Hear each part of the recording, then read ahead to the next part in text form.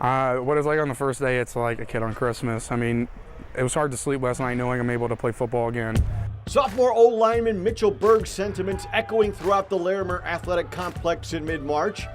2 years removed from a Mid-American Conference title, the Rockets kicked off their journey to return to the Motor City. I mean, it's just high energy. Everybody's excited to get back out here on the field and everything, practice together. Sophomore running back Bryant Koback, just one part of the numerous storylines surrounding this squad. His production last year, impressive.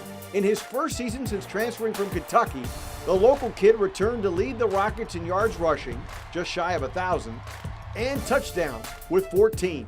It's definitely different. I can tell I'm definitely a lot more comfortable. I mean, walking around, just talking with my teammates now and joking around during practices. Before I was just so worried about getting used to knowing the offense, but now I'm starting to get a little bit better understanding of everything. So it allows me to have a little bit more fun with my teammates while also pushing each other to get better. The scars are still visible from Koback's horrific injury he sustained during his senior year at Springfield High School. But the scar is the only lingering effect from that night in Sylvania. You look good. How do you feel? I feel good. I feel really good. So just excited to see what's to come. Koback welcomes a new teammate this year, his former high school quarterback, A.J. Gucciardo. A.J. graduated from Springfield early and has a front row seat for another quarterback competition between last year's combatants, Mitch Guadani and Eli Peters. But redshirt freshmen Carter Bradley and Cross Wilkinson are now in the mix. Who's one, who's two, who's three? Not yet. I got no idea. Not yet. Yeah. What Coach Candle does know, he's got some holes to fill, especially at receiver, where he loses his top 3 pass catchers from last season, including the school's all-time leader in receiving touchdowns, Cody Thompson. Thompson, plus the team's leading receiver and return man, Deontay Johnson, are both headed to the NFL. And don't forget John Vay Johnson, whose 40-yard dash at Pro Day had NFL scouts taking notice. From learning from Cody and Deontay and John Vay, they made it easier to where I can relax more. Bowsher High School alum Bryce Mitchell is expected to be among those filling the void, but the junior admittedly still has some work to do.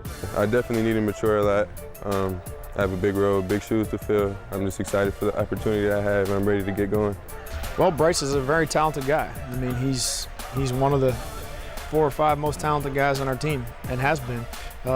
Now you look for, from year 2 to year 3, you look for a player to turn the page when it comes to a maturity standpoint of things. And not that Bryce has malicious behavior or anything that's wrong, it's just part of the growth process. And so you try to get the production by a group of guys, and like I said, hopefully somebody's waited patiently enough to put their hand up and say it's ready to be my role, and maybe that is Bryce Mitchell. It's a big jump, really, from all the stuff I used to do and the stuff I take serious now and what I don't take serious, and just how I move about my day. It's a lot different. Yeah. And Candle and the Rockets hope that translates onto the field.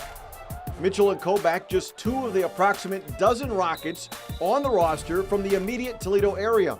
Playing your college ball in your hometown, it can be a bit of a mixed blessing. Whether the kid's from the city of Toledo or he's from Miami, Florida, the expectation when he gets here is to start and to play at a very high level. And that may be a little more of an expectation in your hometown. You may shoulder that responsibility a little bit more, but I think that's a good thing.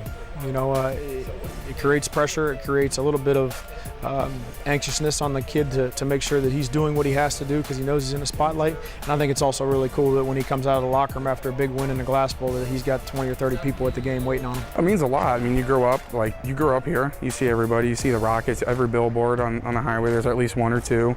Down Secor, there's some. I was on one, it was kind of weird. I was driving up and looked up and it was like, it's kind of surreal for me, but it means a lot. Everybody's staying home. Is there any rivalries that carry over from maybe high school into college, like friendly rivalries? Yeah, like sprints maybe, like Koback, me and Tyson, stuff like that. Who wins? Me. I don't lose. Bryce said he wins a sprint competition with you guys, with you, Tyson. What do you say to that? We just leave it at that.